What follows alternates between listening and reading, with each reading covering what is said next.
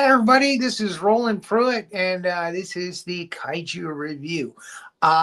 Today, we are going to get into the Monarch Godzilla from 2014. Let me bring up Professor Wallnott to help me. Hello, There you are.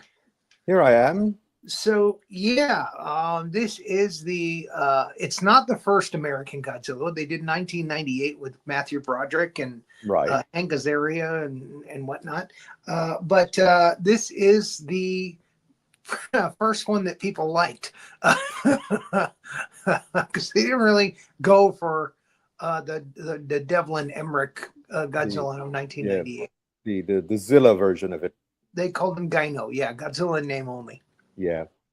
Uh, Oh yes, this is much more truer to the Toho version yeah, of it is CGI. Um, yes. the suitmation had gone the way of the dodo by this time, or this cemented, this put the nails in the coffin, I guess is what you want to Hmm. say, or the latches on the coffin. What do I know? I don't know much about that. I do know much about Godzilla, but not about that. Anyway, so let's go ahead and get into our timeline. I do have to say that a lot of fans were a little upset at the minimal amount of time that Godzilla is in this, as well as the fact that a lot of the monster action, the kaiju action, takes place in the dark, which Hmm. is going to be very evident when we get into the latter part of the timeline in San Francisco. So this is a Warner Brothers legendary picture. And we get in the credits, some signs of the past and Monarch becoming, a thing. After this one, they did Kong Skull Island to set up, putting King Kong and him together as Monarch getting started. And of course, they have to throw the atomic blast in there to show, hey, so this is our fault. We have awakened in the beginning. It was we created the Titans or created the monsters, the kaiju. In this, it's more like we awakened them. They were already here, and we Right. did Godzilla. Very very minimalist title. Usually it's not the Toho ones always had the big, kanji lettering, and this is just Agreed. Godzilla. Godzilla. So now we start in the Philippines. There is a mining company that there was a collapse. That's in the Philippines, right? Yes, And 1999. we meet Dr. Sarazawa, who's the same name as the doctor in the original Godzilla film '54, who creates the oxygen destroyer. Hmm. But this is a different Dr. Sarazawa, probably a distant cousin.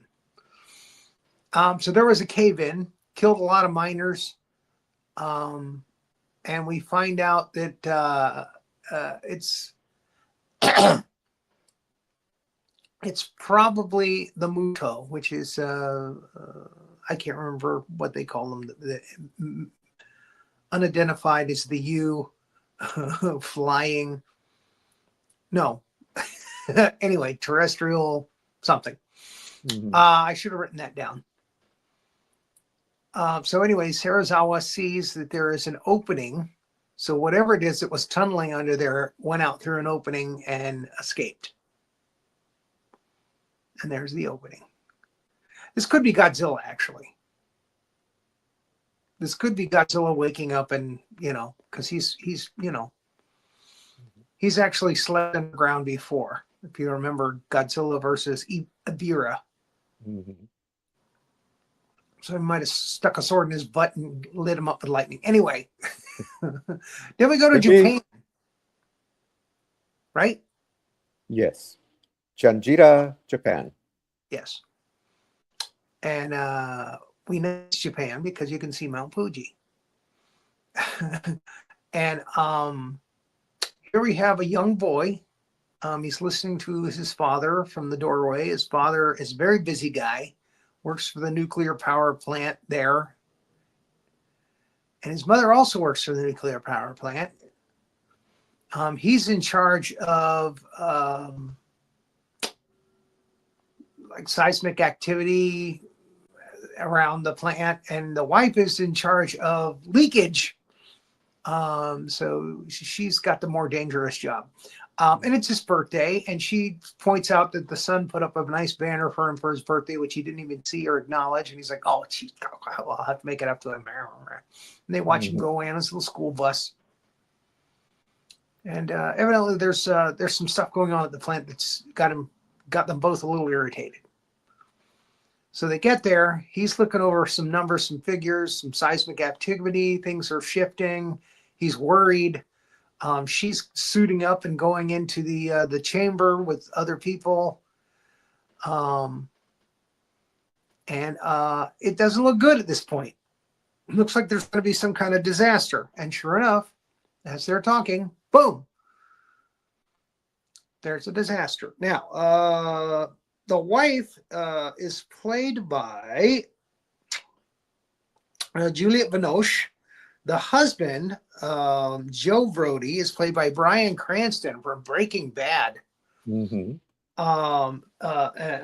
Juliette Binoche is lovely in this. She's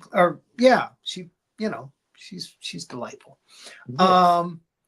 Now the son is Ford Brody, and trying to see if I can. Okay. Aaron Taylor Johnson. Aaron Taylor Johnson will be him as an adult in 15 As an adult, years. Yes. That is true. And Aaron Taylor Johnson is in the Marvel Universe. He's one of the guys that plays Quicksilver. Right. And ironically, the woman in this movie who plays his wife is Elizabeth Olson, who was his sister in the Marvel Universe. She was the Red Witch. Scarlet Witch. Scarlet Witch, Wanda, right? Right, Wanda. And she's not as powerful in this movie. That's No. all I'm saying. She only has the power of love. And also Stan Aaron Walsh. I'm sorry, if you'll go back a slide. Sure. Stan Walsh is a guy who is at the plant there. Maybe go back 2 slides. Right. And he's the guy that's over 3 slides. Yeah, he's the one in the middle there behind Bryan Cranston and the other guy. He's a character actor. He's done a lot of TV, a lot of movies. His name's Gary Chalk. And Hayato and no, that's not Akio. And Takashi. Takashi is the younger guy. He is Ken Yanamura. And Hayato is the older guy there at the plant. You can't see him in this slide. The younger guy there is who I just mentioned, Takashi. Again, and they're saying, "Don't worry so much. Everything's going to be fine." And all of a sudden, there's a big earthquake, and everything starts to shake. And then he gets on the radio and he calls his wife and says, "Get out of there. There's going to be a leak, and you're going to be exposed. And even the hazmat suit's not going to save you in 5 minutes. You're going to get out of there." So she sees the breach, and she sees the steam coming their way, and they run like hell.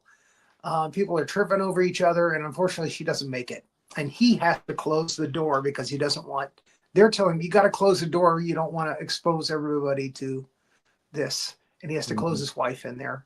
And what makes matters worse is she comes to the window. She almost made it. Another minute, if she'd had another minute, she would have made it, but she didn't. And she's stuck in there, and he has to suffer knowing that he had to close the door on his wife. But she understood. She's like, "I love you. Take care of, our son. Take care of Ford." And then we see the actual collapse of the towers there at the power plant. And Ford sees that from his school, and he knows that's not good. It's not good for mom and dad. They both work there. 15 years later, he's getting off of a plane. It's Brody as a man. There he is on the set. Aaron Taylor Johnson also is one of the guys they're actually considering James Bond, the next James Bond. Right. Henry Yes. Cavill's one. Aaron Taylor Johnson is another one. He's in the top Mhm. 5, I think. And Mhm. Idris Elba, believe it or not. Yeah. And this is just so in case you're watching this 10 years from now and we know who James Bond is, after Daniel Craig. This is 2026. The show is in February 2026. So they're still ruminating on who James Bond is going to be. Right. I hope He they go back also, as one of the older Bonds. I hope they go back with yeah, Timothy Dalton. Actually, he's one of my favorites. yeah, that would be nice. I just want to say he also played another before the Marvel Universe. He also played Kick-Ass Oh, that's right. Yeah. when he was a little But younger. he's much younger. Yeah. Hmm. Um, uh, so yeah, he has grown up into, a leading man kind of character guy. Hmm. Um, he's handsome. He's, rugged, and he does a good job of being the hero in this film. Hmm. Although it's more of a hero in, like, I know nuclear devices and you need to go with me kind of thing, not like punching people out and stuff. Right. Yes, Though I he's think a. there's a little bit of that in here. Oh, yeah, a little bit. Yes. Yeah, he's actually part of the. I think it's like a bomb disposal unit, Yes. if I remember correctly. So yeah, he knows how to work different kinds of nuclear devices. He knows how to start them, how to stop them, deactivate them, that kind of thing. So they use him to activate one later in the film and try to deactivate another one. Uh, Again, because he's the top guy doing that kind of thing. I guess because his parents were involved in nuclear power, when he was a kid, that's how he ended up going into the military and getting involved in that. Anyway, we can speculate, but that's it. So here we see he's a nice husband. And who wouldn't be with Elizabeth Olsen, your wife, Right.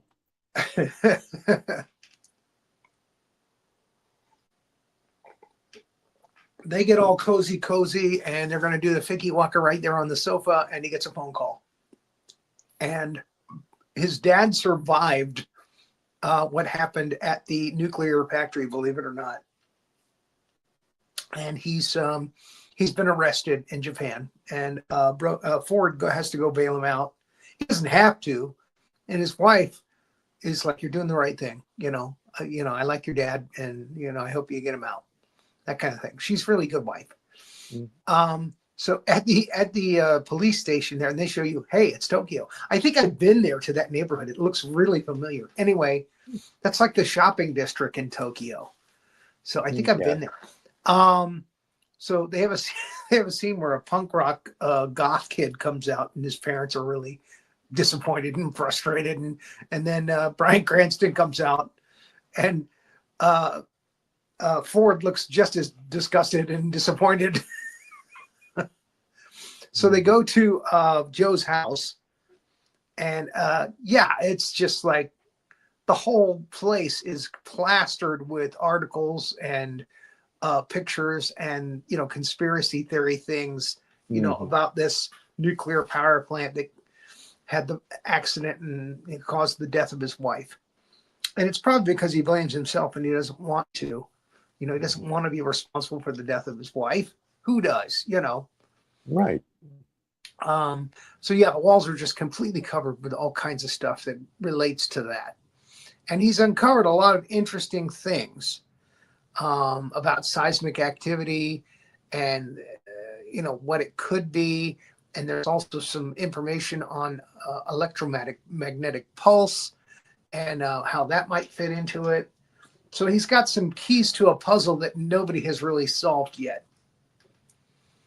But at this point, Ford is just disappointed with him. And he's like, "Look, I'm taking you back home. You're going to live a normal life. You're going to see your grandchild grow up. Your grandson Sam, played by Carson Bold, who's all grown up now." And there it is.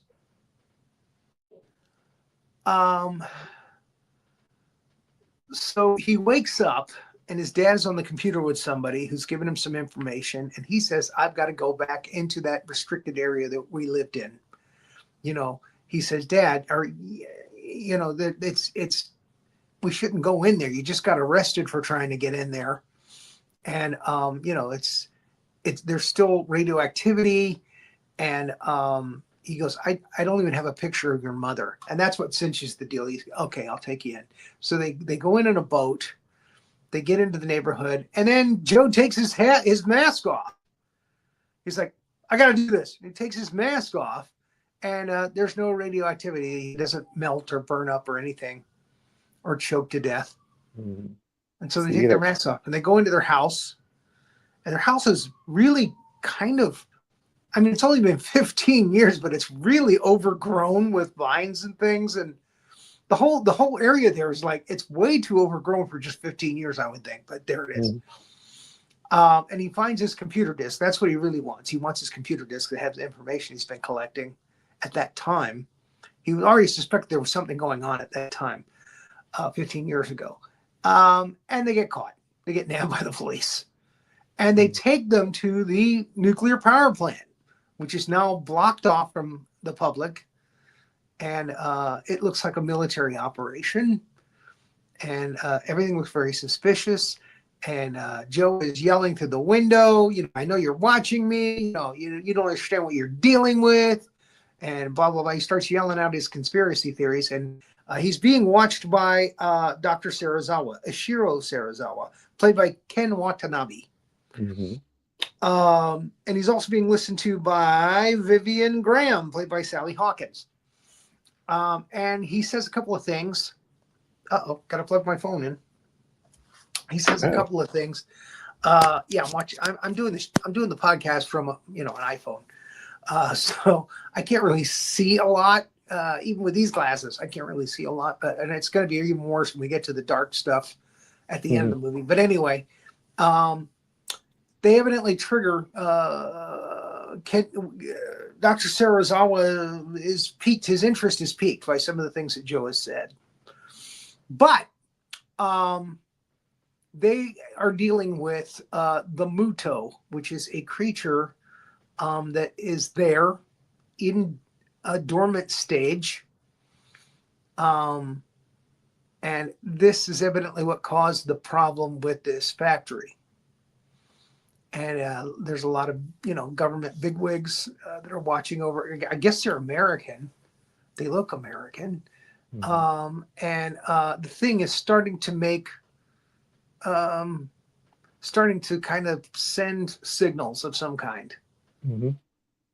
And Joe knows about this. He knows what's going on. And because he's recorded signals that the thing made just before the accident happened. They match. And then it gets serious, and the thing starts to move, and then the government official says, kill it. So they zap it, and it doesn't kill it. It actually wakes it up. Mm-hmm. And it's the Muto. And the Muto wreaks havoc, destroys the whole area, a lot of people with it. The son is actually still out in the van. His dad, the door opens because the Muto has the ability to... Now, this is very strange because it gives out an electromagnetic pulse, which is supposed to knock out any electronic communication. But I don't think the writers understood how EMP works. Mm-hmm. Because what it does is it fries microchips.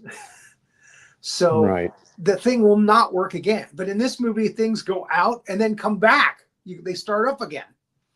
That shouldn't happen with EMP. If an electromagnetic pulse hits something, that's it. It's gone. It's fried. But that's not the way this signal works, I guess. It has a way of taking out electronics without destroying the circuitry. So I just thought that was kind of weird. So anyway, on the news, his wife is watching that there's a problem in Japan, that there's, a disaster of some kind. Mm-hmm. I think they're treating it as another earthquake. Right. Mm-hmm. And she's like, oh, great. My husband's in the middle of there. And then the son Sam is concerned about his dad. It's okay, honey. It's okay. This happens like 3 times in the film. He goes to Hawaii, and then something happens in Hawaii. It's like, oh, great. Yeah, he's in Hawaii now. And he gets to, another place, and then it happens again. Anyway, everywhere he goes, the Muto or Godzilla or something causes a problem. So during this scene, Joe is on a bridge, and the Muto knocks down the bridge, and Joe falls. Mm-hmm. And the son is knocked out of his van, but he's okay. He's made of tougher stuff.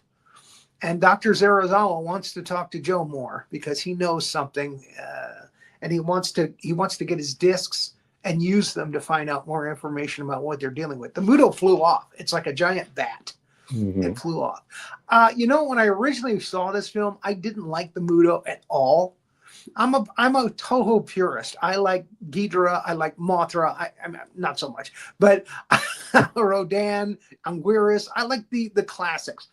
So when you throw in new monsters like the skull crawlers and the Muto, and the Muto was the first we saw, I was like, eh. But I actually liked them more when I watched the film this week to get ready for the show. I was like, okay, they're not as bad as I thought they were. Yeah. I forgot about the EMP thing, which I think is kind of a cool thing to have a monster have, especially when you're dealing with military. You can just knock out the military equipment, which is kind of cool. Planes falling out of the sky and stuff. Mm-hmm. So anyway, they fly away in the helicopter, and Joe dies during the flight. And it's like, for the whole time that Ford is with him, he goes, "I'm not crazy. You can tell my grandson I'm not crazy." And he dies.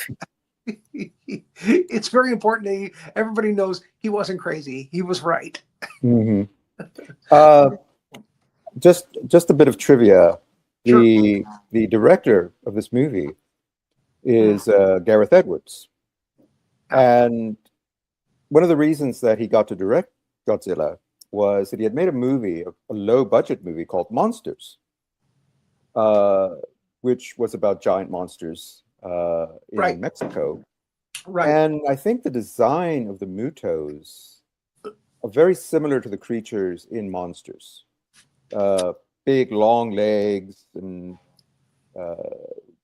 and a lot of the same tropes about one of them being male, one of them being female, and they're sort of searching for each other. And that was actually a pretty good movie. Yeah, I saw that. Yeah, a long time ago when it first came out. Yeah. I will say too, you just jogged my memory, or you just reminded me that I saw some news this week that was very exciting, and that was the next Godzilla movie that's coming out, Godzilla X Kong Supernova. The villain is going to be Space Godzilla. Oh. And there is another entity out in space, another bigger monster. Mm-hmm. It is described as an eater of worlds, a destroyer of worlds, and tentacles were also mentioned. So I think it's going to be an original monster. He has actually sent Space Godzilla to Earth to kind of muck things up so he can come in and suck up what's left. Wow. So we won't get to see the big monster until the end of the movie. It's going to be mostly Space Godzilla against Godzilla and Kong. Kong is not going to be in it as much as the last one. It focuses more on Godzilla and less on Kong. Mm-hmm. But he is going to get a full mechanical military suit. So it's not just going to be his fist. It's going to be like a body, a harness, a whole suit for him to fight. Wow. So that information came out this week. Cool. Again, February 2026, if you're watching later. Yeah, and we all suspected it was going to be Space Godzilla or Hedorah. Yeah. It could be Hedorah that is the big monster. They were talking that maybe Hedorah would show up as the second monster in Godzilla -0. -1? -0 is the next one. -0 is the next one. Okay. I'm actually hoping that it's supposed to come from the base of Mount Fuji, whatever it is. I'm hoping it's going to be Anguirus, because that would fall in line with the original, which was Anguirus was the first one that Godzilla battled after being awakened in the second movie, Godzilla Raids Again.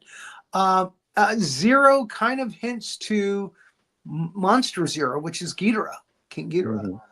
The director has said that he likes Hedorah and he wants to make a Godzilla versus Hedorah movie, but I don't think it's this one.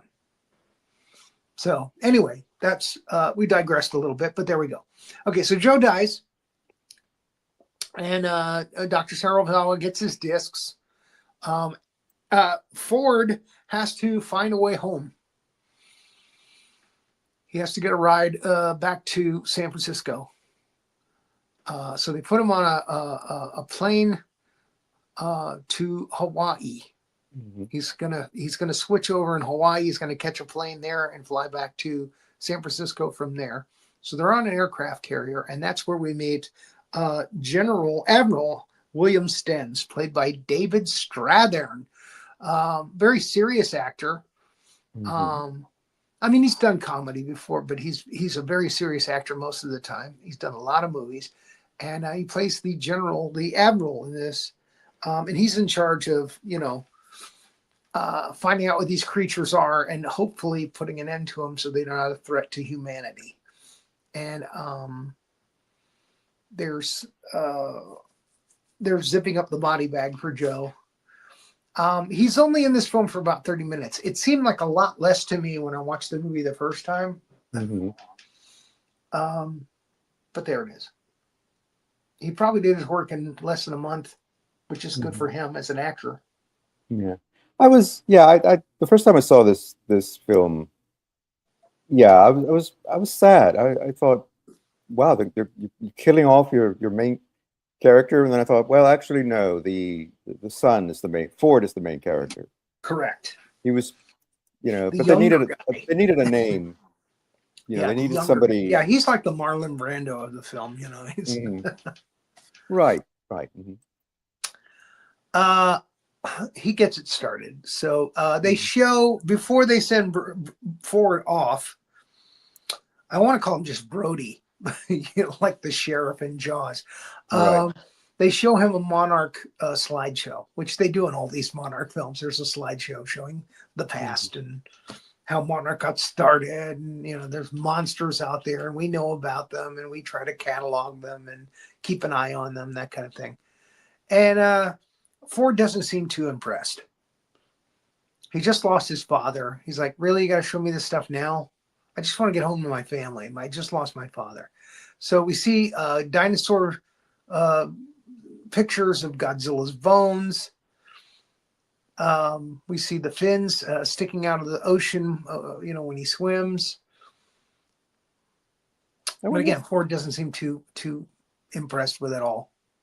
He's like, okay, fine, whatever. So I saw a monster. Yeah. Killed my dad. Yeah. Okay. Can I get on my helicopter or my plane to Hawaii now? Now, it's 30 minutes into the film, and we've seen no Godzilla to really speak of. In a Godzilla film, that's usually not good. And the fans, again, had a problem with the fact that there was so little of Godzilla in this. And it was the same problem in 1998. You don't get really Godzilla until like 30 minutes into the film. Well, it's mostly characters, Yeah. But, even in some of the Toho films, we don't see Godzilla until much later, or get a lot of him. Godzilla versus Evira, yeah, maybe.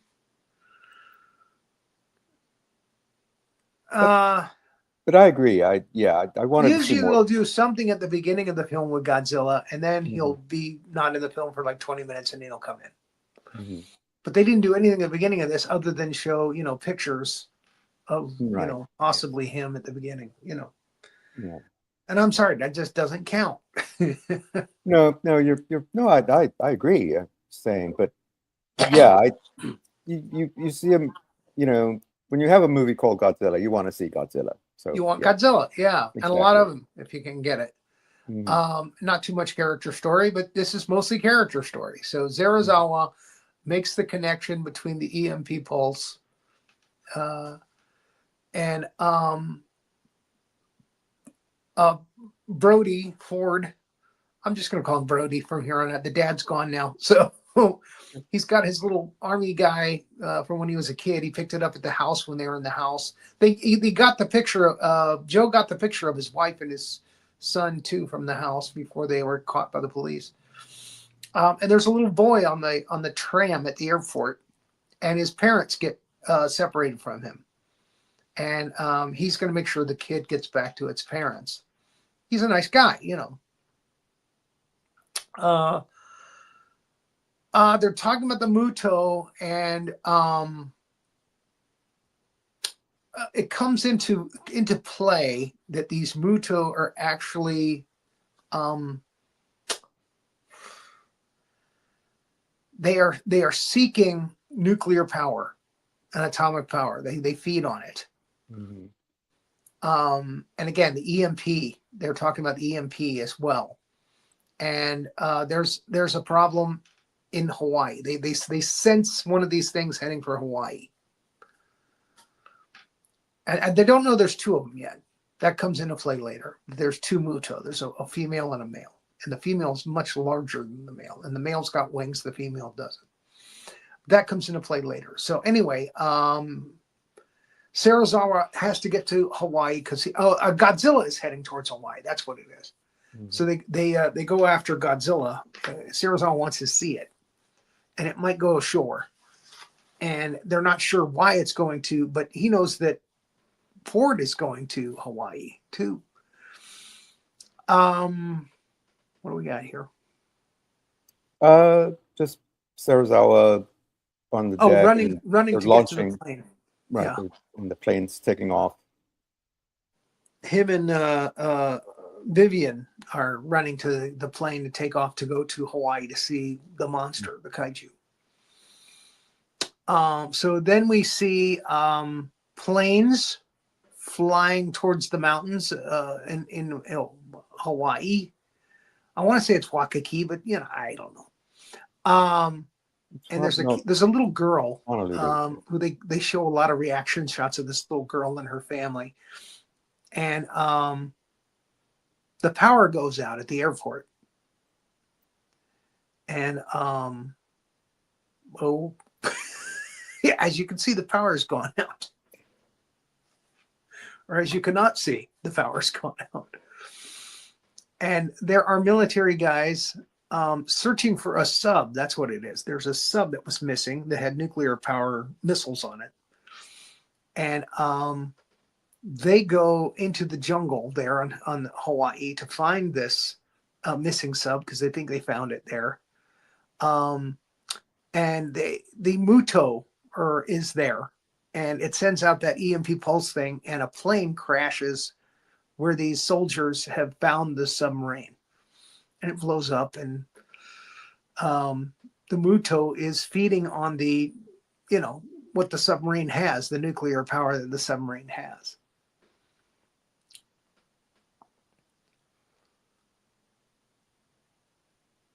And we're back on the tram. Okay, yeah, the tram is dormant, but he's like, the lights will come back on, kid, don't worry. And then Sarazawa shows up. I see the 88 there on top of the building he landed on. 88s in China actually are good luck. So I don't know if that was a purposefully put up there. But he looks out and he sees the Godzilla fins coming towards the beach. And then when Godzilla heads towards the beach, there's going to be like a tsunami. Mm-hmm. And there's a dog on the beach, and the dog is on a leash attached to a tree, but it must have hauled ass. It must have yanked to free that leash from that tree like that, because it is running away from that wave that's caused by Godzilla.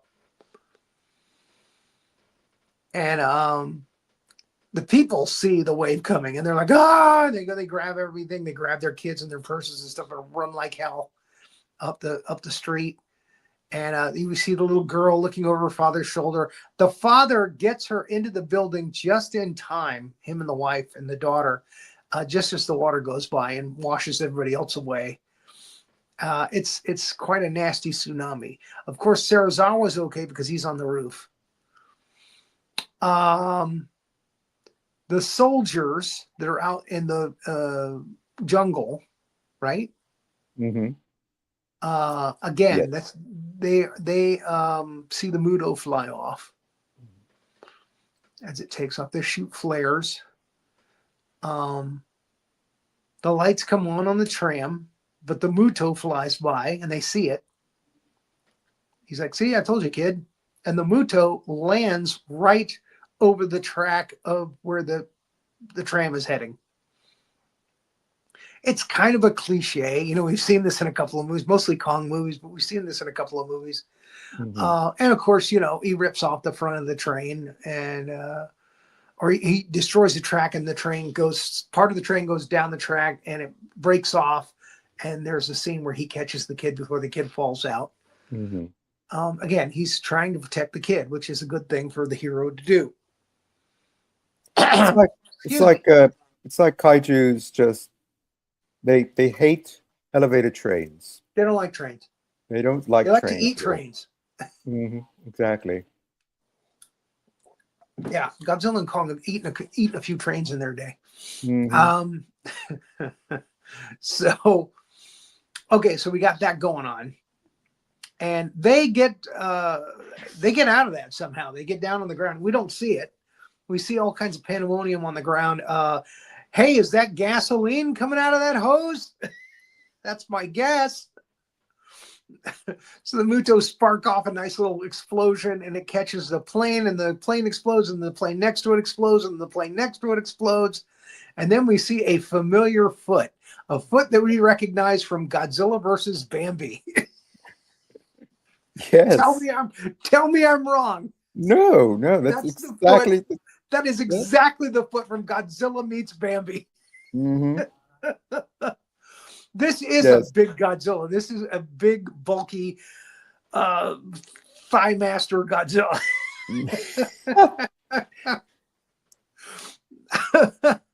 So Godzilla scares the Muto off because it's kind of smaller than he is. Its mother's as big as Godzilla, but it's kind of small. And when they gang up on Godzilla, it's not good for Godzilla. But this is by itself, so it flies off. Mm.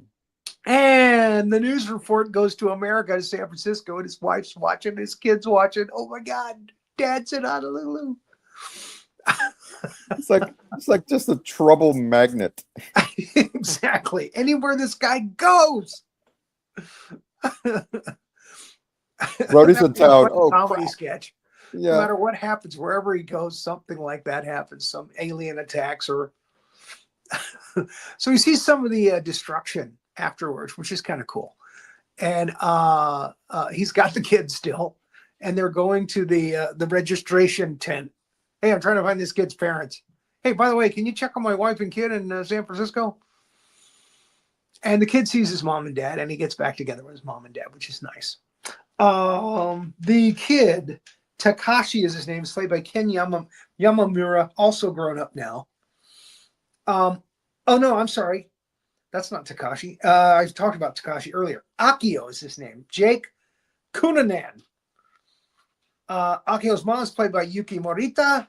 Akio's father is played by Warren Takayuchi. And oh, by the way, the character of Waylon, I think, is the guy that ordered the Muto killed, electrocuted, and he was played by Bryan Markinson. Mm. So I think that's who that was. Anyway, so yeah, the kid gets back to his parents. So that stage of Ford's life is over. He doesn't have to worry about that kid anymore. So now he's just got to get, a lift to San Francisco.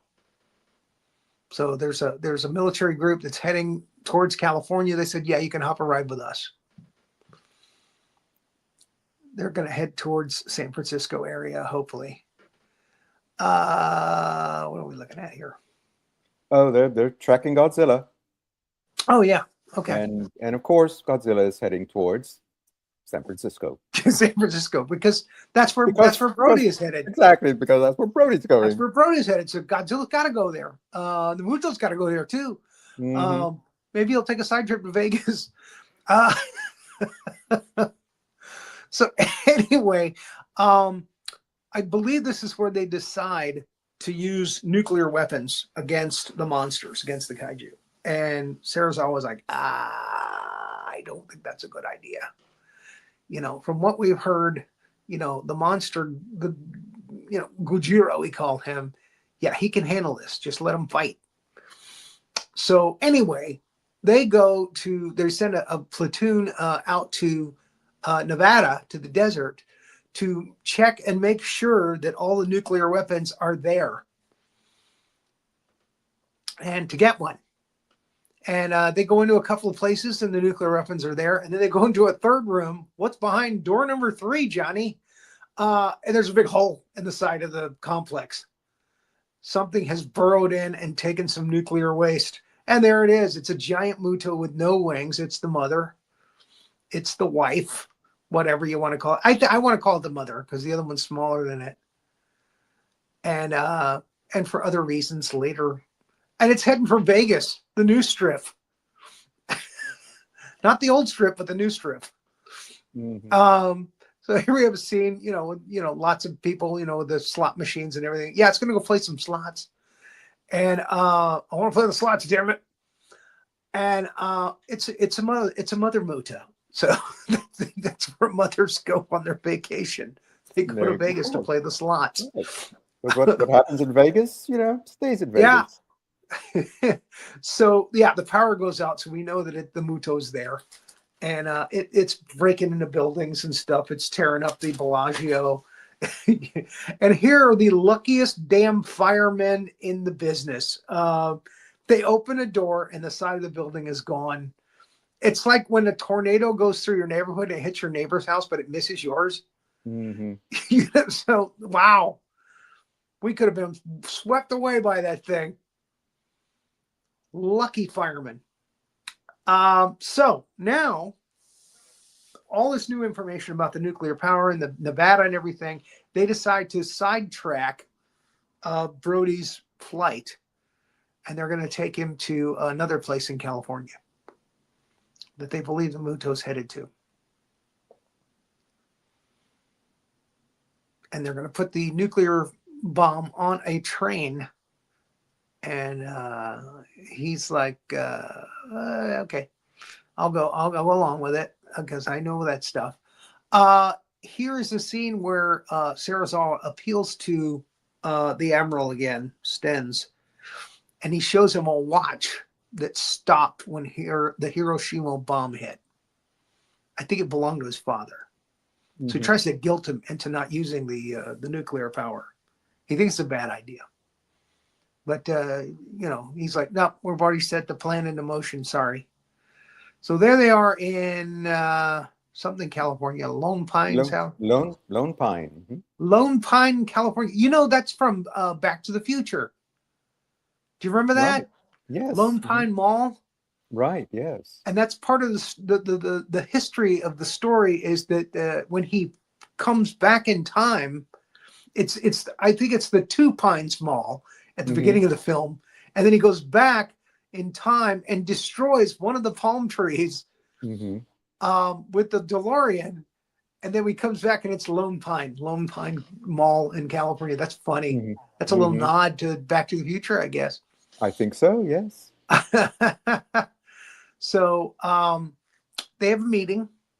And the guy that he's been hopping rides with is like, this guy knows nuclear bombs, old and new, and I think you want him on board here on this. And he's like, yeah, I'll do it. You just gotta, after I'm done, you gotta get me to my family, you know.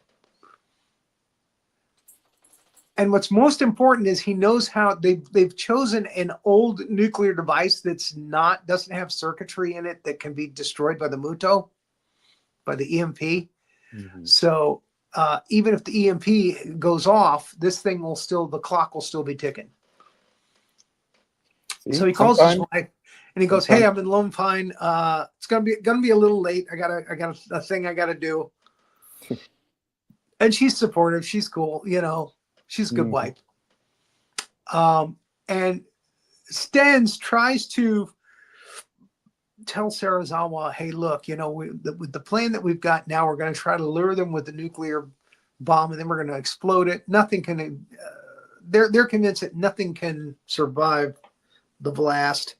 And the fallout will be minimal to the West Coast. But Sarazawa's still like, nah, I don't like this idea. So yeah, they get the bomb on a train. They head out. They go into the mountains, and sure enough, the Muto shows up. Excuse me.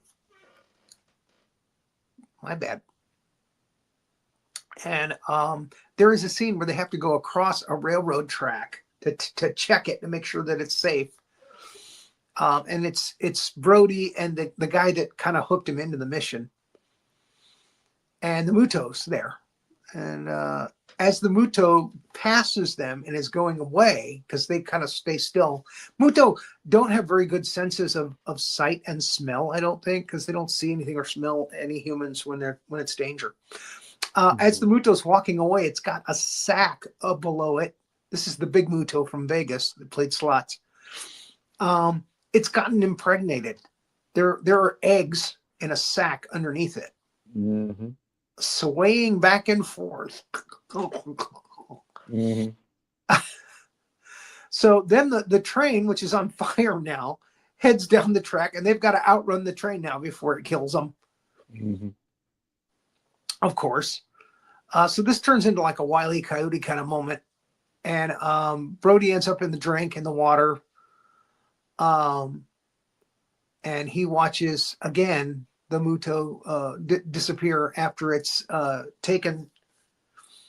eaten the nuclear waste, I think. Mm-hmm. Yes. Or no, it tries to eat the nuclear waste, but it ends up dropping it can't get the stuff out of the container, right? Right. Mm-hmm. Okay, so it drops it. So they still have the nuclear device. So Stens sees that Godzilla is moving again. And he hears, about the problem there with the bomb. A copter comes down. I believe that Brody is the only survivor from this group. Mm-hmm. And he is all caked in mud and dirty as hell. He's just looking rough. And the guy that comes over to him, he's like, do you realize you're really dirty? No.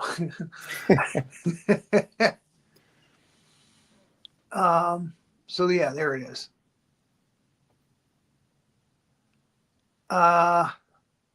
We go to the hospital where his wife is working, and she sees at the front door, she sees a pilot parachuting out of his plane, and the plane is just spinning in space, and it crashes into a building. Mm-hmm. Right. Mm-hmm. And she reacts to it, and yeah, planes just start falling out of the sky. It means the Muto has done its EMP thing, and it's on its way there. What are we seeing here? Oh, they recover Brody, and they recover the device, and they're going to put it on they're putting it on a ship out in the harbor. Okay. All right. And they're evacuating everyone from the city. Right. And the wife, I forget her name, Elizabeth. She puts her son on a bus. Yeah. Puts her son on a bus, right. Mm-hmm. With this actress here that plays her friend from the hospital, this is the only time you see her on this bus. So they must have just already paid this actress and said, okay, you can take the rest of the time off. Because the whole scene when they're on the bridge coming up later, you don't see her. You just see the kids and the bus driver.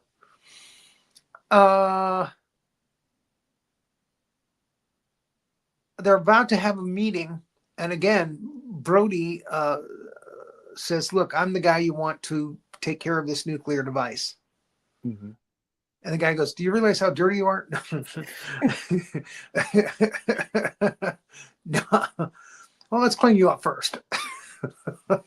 They don't mention it. He's just filthy dirty there, and then he's clean when he goes into the meeting. That would have been great if they had actually done that. They missed an opportunity there. For a little levity. Do you realize, how schmutzy you are right now? So they're on the San Francisco. I'm not sure if this is actually the Golden Gate Bridge. It kind of looks like it, but they don't really say. It's just a bridge in San Francisco, and there's a couple of them, right? There's not just one. Yeah, that's just the biggest one. Few, but I think it has to be the Golden Gate, because you think it's Golden Gate, because that's the bridge that always winds up getting destroyed. Like they love destroying. We're going to destroy the Golden Gate Bridge. So there's tanks. And they're trying to keep people at bay because Godzilla's coming, and the kids are excited. And the bus driver was like, "What the hell?" And this bus driver, by the way, is DJ Jackson. It's a nice little role here. Bus driver is scared and wants to get his bus across the little bus that could get him across the bridge before the Godzilla tears the bridge down. So Godzilla's coming. And he comes up out of the water. Somebody wants you. And people are freaking out. And something opens up, and the bus driver guns it. He's like, "I'm getting over this bridge before this monster attacks. I'm going to get these kids to safety now. I'm going to get my ass to safety." And we have some nice, Godzilla action. This is actually the first time we really, really see Godzilla in the film. And it's like, 45 minutes into the film, almost 50 minutes, I think. And we get to see him in the light. It's not dark. This is one of the few scenes where we actually see him in the light. And it's nice. It's a nice little scene, and they try to attack him, and he just tearing the bridge wires down, and it's nice. Good action. And the bus haul boogie across that bridge and gets into safety, leaving Godzilla and the fight behind. And then Godzilla goes back in the drink. They arm the bomb, a la Goldfinger. It's got an hour and a half. And evidently it's getting close to dark. Everything starts to look gray at this point. Now, here's the scene where she sees the parachute and the guy crashing into I don't know what the other scene was. I can't remember what it was. It was I think it was just like helicopters and something flying over. Oh, that could be, yeah. And she is also just like Brody. She's a kind of a martyr type. I'm going to stay here at the hospital while I send my son off, into danger. So Godzilla's coming again, or so we think. Right. Oh, yeah, no. This is the planes crashing. They're falling out of the sky. The jets are falling out of the sky. Yeah, there we go. And the Muto comes out of the sky. And it grabs the nuclear device. And it flies off with it. And it gives it to its mom. Its mom is now in San Francisco. She walked all the way across the desert without any shoes, by gosh, in the snow. No. But look at all the chips. Look at all the chips I have. She's an old lady Muto. That's what it is. And she goes, "I'm going to Chinatown. I'm going to get me some Chinese food." He's giving her a nuclear device, which should keep her satisfied. But, nuclear devices, you're hungry an hour later. Exactly. So she goes to Chinatown. And, that's where she puts the nuclear device, and she's going to eat later. Because she had nuclear waste before she went to Vegas. Here's the meeting where Stenz actually meets Brody, and he's cleaned up considerably. You still got a little bit here. They missed an opportunity. They really did. They did. So they're like, "Okay, you've got to go and find this nuclear device and deactivate it, or get it onto a boat and get it away from San Francisco. That's your mission." And he goes outside and he meets up with Serizawa again. And this is when Serizawa officially says, "Let them fight. What you're doing is wrong. Just let them fight." And Godzilla shows up in San Francisco, and I want to call her Elizabeth. L. Brody runs for the subway there, as Godzilla is preparing to battle the Muto, the flying one. Yes, that is the Bart. She's going down in there to protect herself. Some would say that might not be a good move with Kaiju fighting overhead. Could cave in, but yeah, there it is. I think they did that for a reason. They wanted tension. They wanted you to wonder what happened to her. So the Muto attacks Godzilla, and they fight. Enough talk. Let's fight. Now this is a scene that really kind of upsets a lot of people, including myself, because you never actually see the fight. You see the beginning of it, you see the second, and then they close the doors, and that's it. You never actually see the fight between them. I think they were probably pressured to get the CGI done quickly, so that's why the big fight at the end is in the dark. And that's terrible. I mean, I'm glad they perfected it to a point where, yes, we can actually see a kaiju fight in CGI and it looks good. This one, yeah, that's my biggest beef with it, is just a lot of the stuff takes place in the dark and they cut it short. And yeah, you don't get to really see the kaiju action all that much.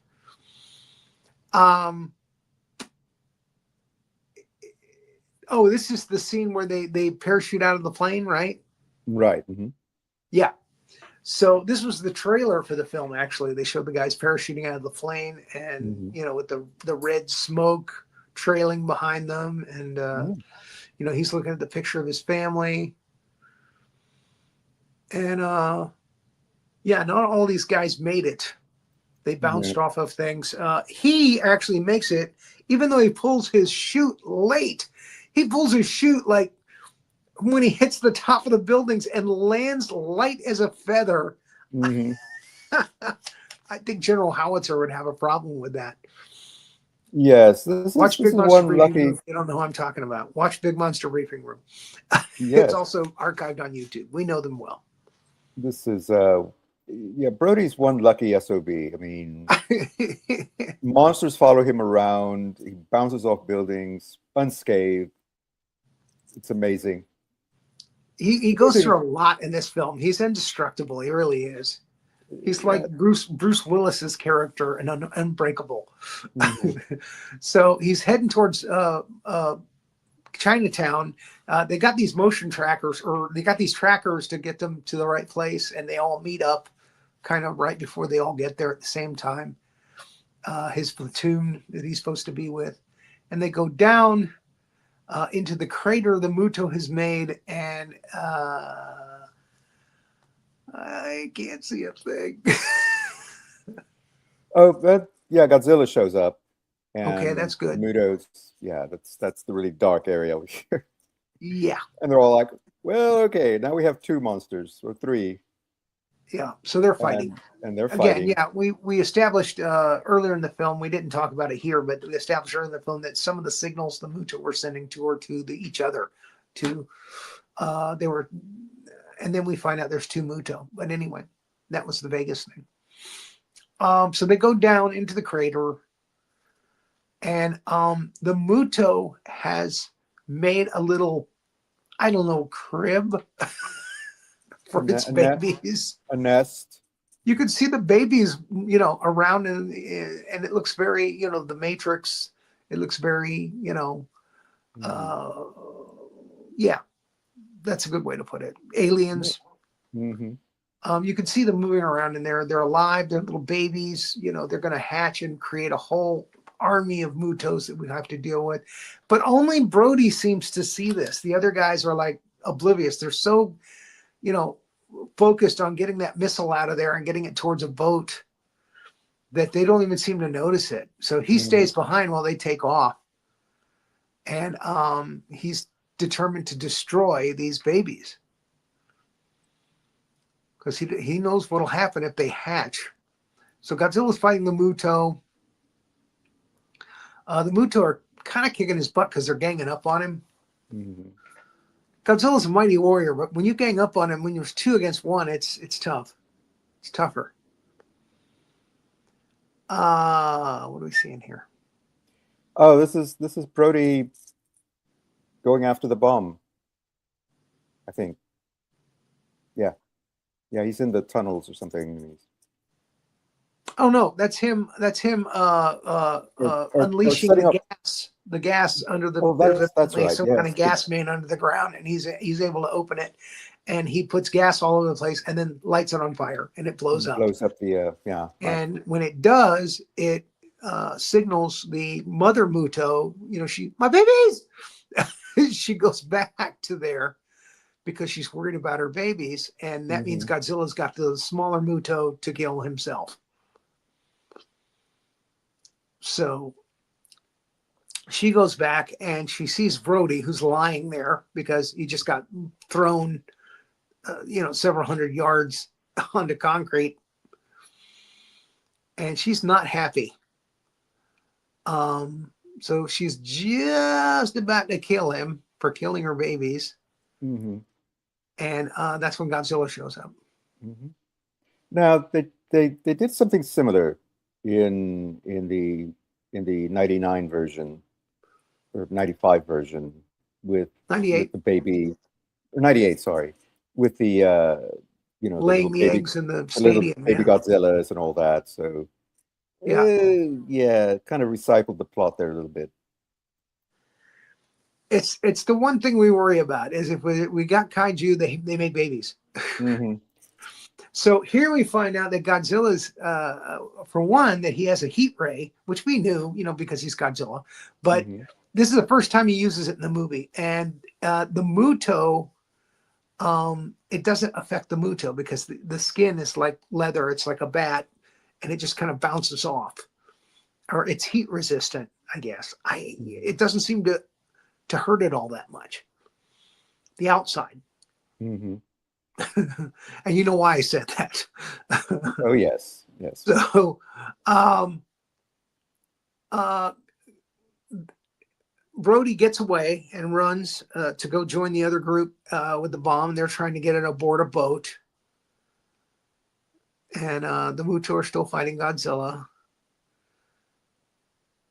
Somehow Godzilla kills the small one.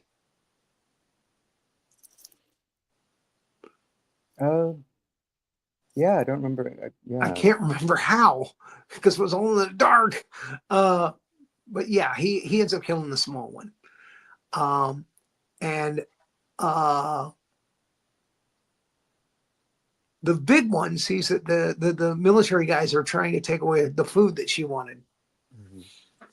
So she goes after them when they get the thing on the boat. Can you see anything? No, not really. That's why I'm just kind of hurrying through it. This was so tough for me to put this together because I think some of it's just pitch black. Yeah, but I think it's just that last minute, we've got to, because I think he winds up trying to disarm the bomb rather than set it off because I think. Well, they need him to do that. He's the one that can do that. Yeah, and he's just trying to get to the boat. So again, the Muto is running after them. He gets on the boat. They actually fight the Muto, and he's passed out on the boat. Brody has. Mm-hmm. He's tired. He's been really fighting and struggling and shoulder rolling and. He's tired, so he looks at the casing on the bomb, and it's got 5 minutes left, and it's cracked, but he can't get it. He can't get into it. He just gives up and crashes, and that's when Godzilla shows up. She's going to kill him too. She's there, the mother, and then Godzilla grabs her at that point and grabs her by the mouth and lays his breath down her throat. And this time it kills her. This time it destroys her. And there's a shot where Godzilla's kind of swinging her head in his hand as he walks off, as he walks back to the shore. Mm-hmm. And Brody, again, just passes out. and he's awakened by a light in the sky. It's a rescue copter. They take him away in the rescue copter just in time, and you see the bomb go off behind the copter in the distance. They saved him. Mm-hmm. And the bomb did go off. And for some reason, nobody's dying here on the shore from radiation. Godzilla is now passed out on the shore. It's daytime. And but there's no radiation. He must have absorbed it. Amazing. Yep. Godzilla does absorb radiation. And then there's a scene at a stadium where he's found his son somehow, and then they find the mother, and she's happily, brought back to her husband. And then Godzilla wakes up. He's had a little nap. Now he can go back out to the ocean. And people are calling him their savior. Their savior that saved them from the monsters. So he gets up, does a little defiant roar. Sarazawa and his assistant are happy, Vivian, that he survived, and he goes off into the ocean and swims away. There they are, happy. So happy he's still alive. We can study him now. He's not a bad monster. He's a good monster. I think in Supernova 2, they're going to make him more of a bad monster again. That they're not going to make him, like Gamera. The Godzilla saved all the children. So he gives one defiant roar. That's a big husky. That's a husky Godzilla there. It really is. But that foot, when I first saw that foot, I was like, oh my God, that's Godzilla versus Bambi. I swear to God, it's Godzilla versus Bambi. Even the toenails are the same. Mm-hmm. They're going like this. At the airport, he swims off. And that's the way a kaiju movie should end. The monster goes into the drink, and that's it. Movie over. There he goes. He's going to go back to his island. Godzilla Island, and his Godzilla cave. If you've ever seen the Zone Fighter series, where Godzilla makes a guest appearance every now and again, it's hysterical. In one episode, he has a cave where there's an actual stone door that parts and lets him come out. It's great. Yeah. Godzilla deserves to have a lair. Great 1970s weird thing to do for kids. Of course. Dun, da-da, here he comes. And it's the Godzilla from Godzilla versus Megalon, so he's got the puffy face. And so it's really, really corny, and I love it. Anyway, thanks for watching the show. Thank you, Professor Wallnott, for always being my sidekick and keeping me straight. Next time, we're going to do Shin Godzilla, folks, which was from 2017. And it's going to be an interesting show, I think. It's an interesting approach. I liked the fact that it was so different from the other Godzilla films, that they actually went with a new approach to Godzilla. And it dealt with a bureaucracy, which I thought was great. And how politics and bureaucracy are not a good thing when you have a kaiju attacking. So that was a great angle. So we're going to do that next week. Thank you again for watching, and we hope that you watch all of our videos here archived on YouTube and Twitch and on Facebook at Cosmos Creative TV. Please watch Two Guys and a Gal Watching Movies. And also General Howitzer on his Big Monster Briefing Room every Thursday at 7. Two Guys and a Gal are on Mondays at 7 Eastern Time. Watch No Icing at 10 o'clock on Thursdays. And again, find the archived shows and watch them. They're all fun. Great group of people on all the shows. And again, keep watching kaiju films.